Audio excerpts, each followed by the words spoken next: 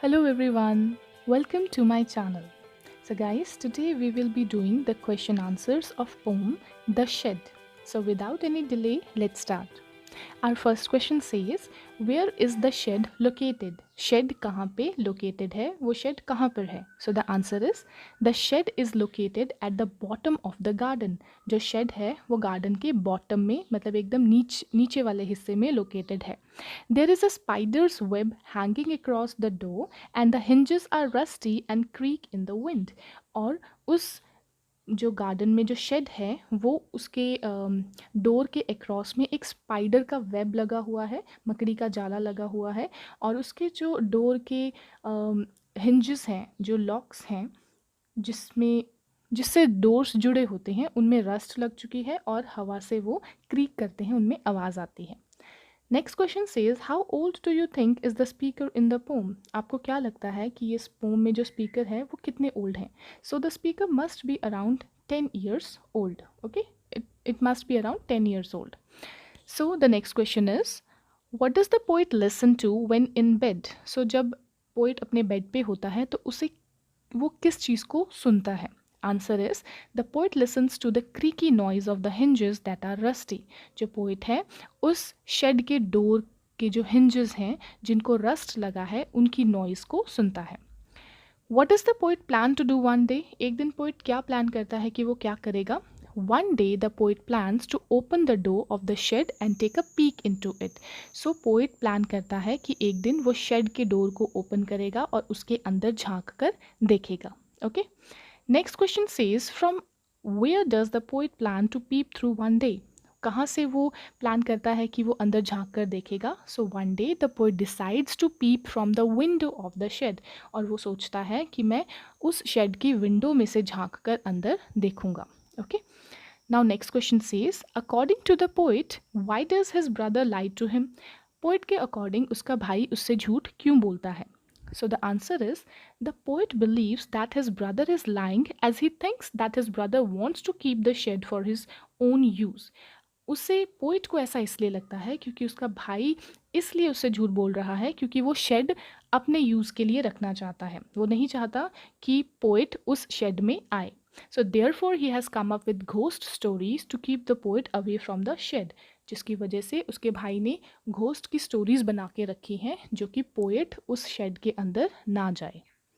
So the next question says does but not just yet suggest fear, doubt, suspense, hesitation, laziness, or something else? Think and write a word that fits appropriately and seems right to you. सो ये जो sentence है but not just yet, ये जो sentence है ये क्या suggest करता है? क्या ये डर को, डाउट को, सस्पेंस को, हेजिटेशन को या फिर लेजीनेस या किसी और चीज़ को डिपिक्ट करता है? तो जो वर्ड अप्रोप्रिएट है इस सेंटेंस के लिए वो बताएं. So the answer is this suggests that the poet has fear and doubt about the place. जो पोइट है उसको उस शेड के बारे में डाउट्स हैं और वो उससे डरता है. The shed is old and shabby. वो जो शेड है वो बहुत ही ओल्ड सा है और शैबी है जिसको देख के डर लगे. Its run down state gives a strange and eerie feel to the place. और क्योंकि एक ये रन डाउन स्टेट पे है और ये उसे एक स्ट्रेंज, बहुत ही अजीब सा और बहुत ही डरावना सा प्लेस उसको फील होता है. So the poet is afraid of the shed. So actually वो उस शेड से डरता है. He also doubts that someone lives there as he feels at time that someone is staring at him. और उसे ये डाउट भी है कि कोई ना कोई वहाँ पे रहता है क्योंकि उसे हमेशा ऐसा लगता रहता है कि कोई उसे स्टेयर कर रहा है वहाँ से, कोई उसे घूर रहा है वहाँ से. So this is the answer. So the next question says, write a short summary of the poem The Shed. So the answer is, the poem is about a shed which is a simple, roofed structure used for keeping animals or storing things. ये pome एक shade के बारे में है जो कि simple सा है, एक रूफ्ड स्ट्रक्चर है जिसके ऊपर एक छत है जो कि एनिमल्स को या फिर चीज़ों को स्टोर करने के लिए बनाया गया है. The poet has a similar shed in his house situated at the bottom of the garden. Poet के घर में सिमिलर एक शेड है जो कि उसके गार्डन के नीचे की तरफ, बॉटम की तरफ है. The shed is in a run down state and seems to be decaying. वो जो शेड है वो एक रन डाउन स्टेट में है, मतलब वो शेड अब बिखरता सा जा रहा है, उसकी स्टेट, उसकी कंडीशन अच्छी नहीं है और ऐसा लगता है कि वो अब डिके हो रहा है, ठीक है। And there are spiders webs all over and its hinges are rusty. वहाँ पे स्पाइडर के वेब्स लगे हैं, मतलब मकड़ी के जाले लगे हुए हैं, और उसके जो हिंजेस हैं, दरवाज़ों में जो हिंजेस होते हैं, वो अब रस्टी हो गए हैं, उनमें रस्ट लग चुका है। The windows are old and shabby with cracked glass panes. और जो विंडोज़ हैं अब वो ओल्ड हो चुकी हैं, शैबी हो चुकी हैं, गंदी हो चुकी हैं, और उनके जो ग्लास पैंस हैं वो क्रैक्ड हैं, वो टूटे हुए हैं। The whole dilapidated look of the place gives it an eerie and strange feel। और वो जो सारा अजीब सा लुक है ना, वो उस प्लेस को एक डरावना सा और एक बहुत ही ईरी और स्ट्रेंज अलग सा फील देते हैं।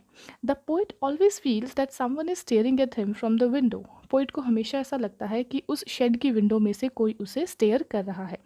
His brother always tells him tall tales about some ghost living in the shed and warns him that if he ever dares to go in, the ghost will chop off his head।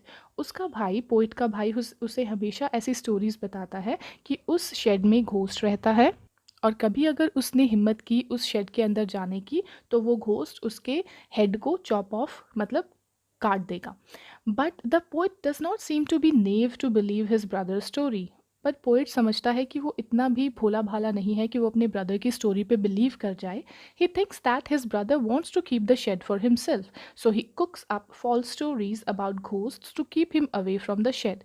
उसे ऐसा लगता है कि जो उसका भाई है वो ऐसी स्टोरीज बनाता है सो दैट पोइट उस शेड में ना जाए, और वो शेड सिर्फ उसके भाई के लिए ही, वो अपने यूज़ के लिए उसे रखे।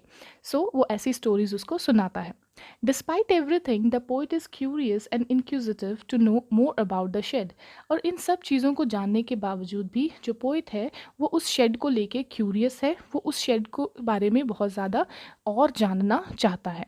The poet tries to overcome his fears and decides to find what is in the shed।